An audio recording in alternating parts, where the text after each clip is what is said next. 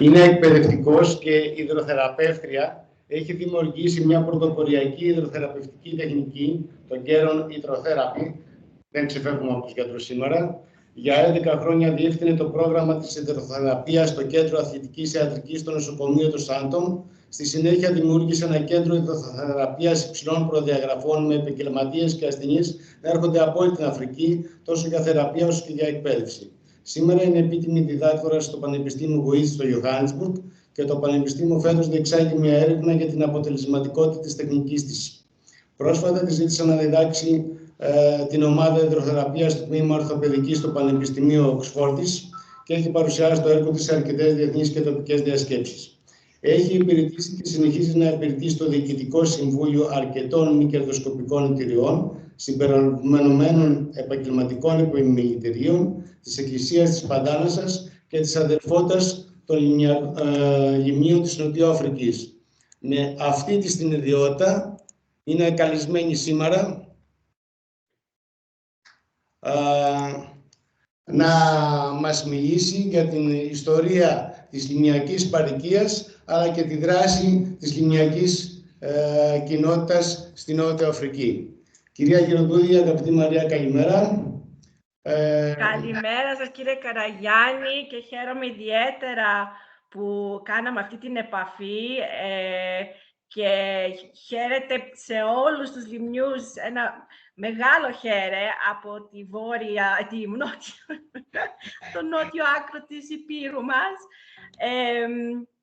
Να σας πω λίγα λόγια για τους λιμνιούς της Νοτιοαφρικής. Οι πρώτοι μετανάστες, οι Έλληνες που καταγράφονται στη Νότια Αφρική, ήταν ναυτικοί, που έφτασαν στο λιμάνι του Cape Town γύρω το 1860. Προς τα τέλη του 19ου αιώνα, η μετανάστευση είναι πιο μαζική. Η ελληνική κοινότητα αριθμούσε 200 με 300 άτομα και όσοι ζούσαν στην περιοχή του Cape Town. Οι μετανάστες αυτοί προέρχονται κυρίως από τα νησιά μας. Την εποχή αυτή καταγράφεται και η πρώτη παρουσία στη Νότια Αφρική από το δικό μας νησί, από τη Λίμνο. Είναι ο κυρίως Πραυλής, που εγκαταστάθηκε στο Cape Town το 1898. Γύρω στο 1900 ήρθαν οι πρώτες οικογένειες από τη Λίμνο που εγκαταστάθηκαν και στο Johannesburg. Ήταν οι οικογένειες Βρανά, Κιδά και Ζαφυρόπουλου.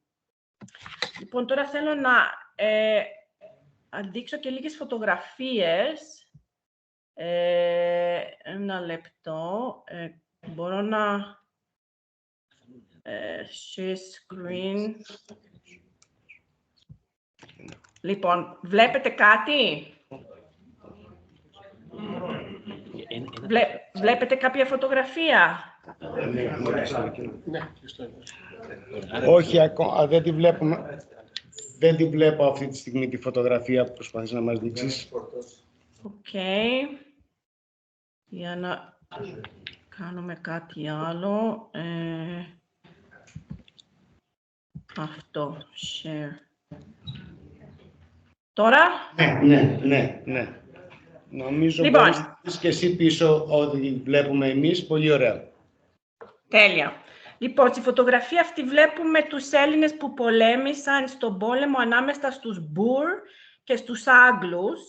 Ένας από αυτούς ήταν ο λιμνιός Χρήστος Βαγιάκος, ο οποίος επιβίωσε στρατόπεδο συγκέντρωσης των Άγγλων στο Κίμπελι της Νοτιοαφρικής επί 2 χρόνια και έπειτα επέστρεψε στην οικογένειά του. Μέχρι το 1926 ήρθαν πολλές οικογένειες, ανάμεσά τους οικογένειες Κατακουζινού, Μανόλα, Φουντούδη, Κουβαρέλη, Γαροφάλου, Χαλαμανδάρη, Κατσούρη, Κακιάδη και Κατρακύλη.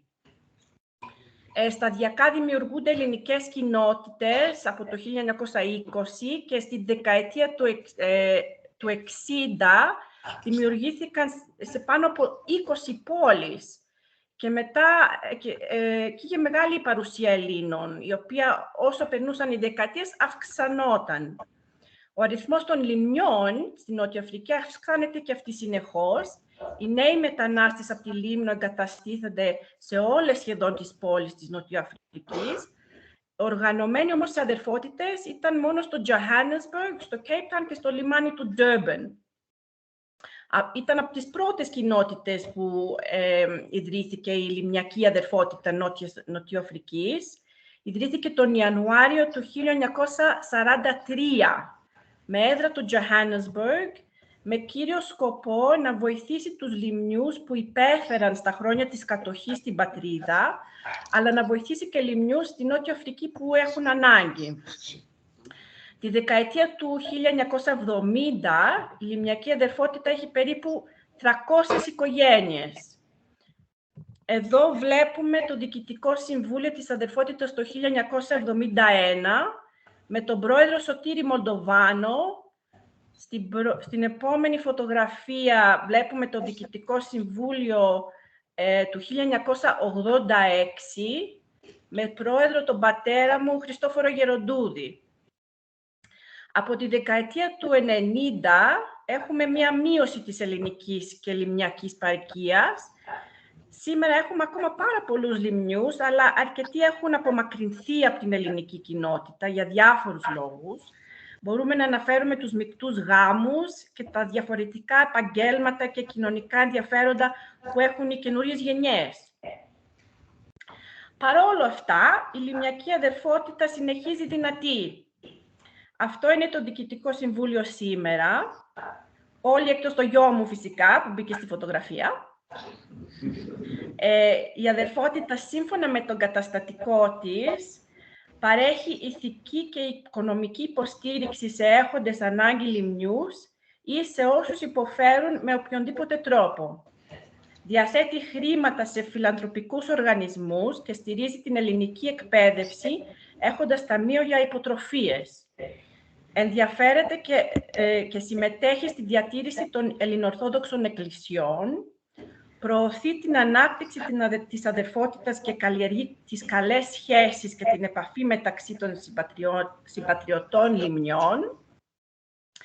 Στο πλαίσιο αυτό της ανάπτυξης καλών σχέσεων, θα χαρώ πολύ αν καταφέρουμε να βρεθούμε μια μέρα όλοι μαζί και με την Ομοσπονδία της Αθήνας, γιατί ενωμένοι μπορούμε να καταφέρουμε πολλά. Ο πατέρας μου, ο Χριστόφορος Γεροντούδης, είναι εδώ στη μέση της προηγούμενης φωτογραφίας, που ήταν πρόεδρος της αδερφότητας τη δεκαετία του 80, ήταν πάλι πρόεδρος το 91, είχε οργανώσει ένα τριήμερο συνέδριο στη Μύρινα το 91, όπου έλαβαν μέρος οι λιμνοί του εξωτερικού από Αμερική, Αυστραλία, Καναδά και Ευρώπη. Είχε μεγάλη επιτυχία. Εδώ στη Νότια Αφρική η αδερφότητα μας διοργανώνει ετησίως διάφορες εκδηλώσεις, την κοπή της Βασιλόπιτας, την γιορταστική εκδήλωση του Αγίου Σώζοντος, την απελευθέρωση της Λίμνου από τους Τούρκους και συμμετέχει στις γιορταστικές εκδηλώσεις των εθνικών εορτών. Εδώ είμαστε όλοι μαζί, 25 Μαρτίου και 28 Οκτωβρίου.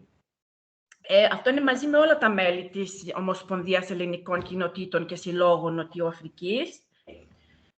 Εδώ, δεξιά, βλέπετε ένα μέλος του Συμβουλίου, του Κωνσταντίνο Καρασταυράκη, να βραβεύεται Έλληνας του έτους από την Ομοσπονδία Ελληνικών Κοινοτήτων και Συλλόγων Νοτιού Αφρικής για την προσφορά του στον ελληνισμό της χώρας.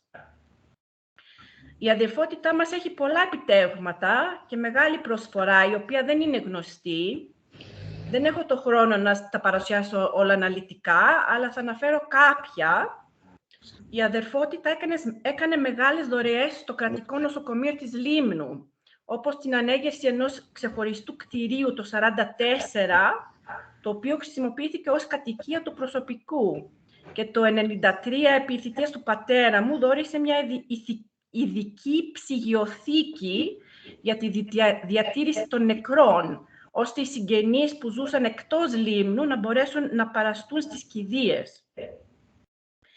Ήταν ο μεγαλύτερος δωρητής για την κατασκευή και επίπλωση του γυροκομείου της Μύρινας την περίοδο 78 με 91 Εδώ βλέπετε τα κτίρια του Σαχέτη. Η αδερφότητα χρηματοδότησε το 1988 να κτίσει μια αίθουσα στο ελληνικό σχολείο Σαχέτη και το 2001 δώρισε μια άλλη αίθουσα στο ελληνικό σχολείο του Λίντεν. Μια παρένθεση λίγο εδώ για το σχολείο Σαχέτη.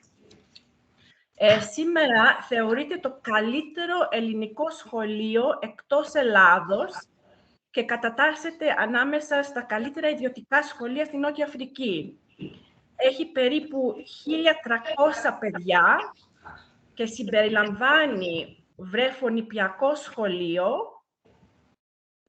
νηπιαγωγείο,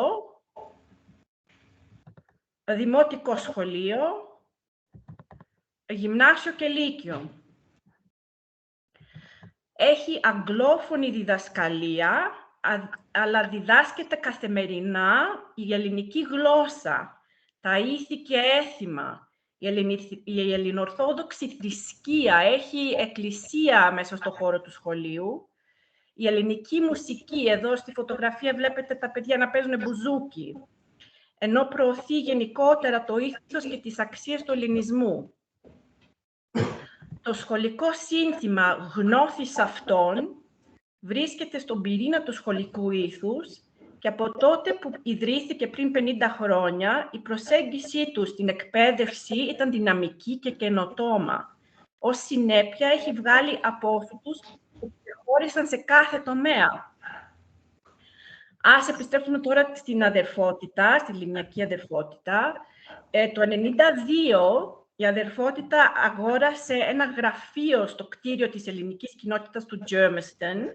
Εδώ βλέπετε τη φωτογραφία μέσα το χώρο του γραφείου, όπου διατηρούνται τα αρχεία της και πραγματοποιούνται οι μηνιαίες συνεδριάσεις της Επιτροπής. Το 1997 η αδερφότητα διέθεσε κεφάλαια στην Ιερά Μητρόπολη Λίμνου για να αυξήσει την εμβέλεια του ραδιοφωνικού σήματος των μεταδόσεών της μέχρι τα ελληνόφωνα χωριά της Σύμπρου και της Τενέδου.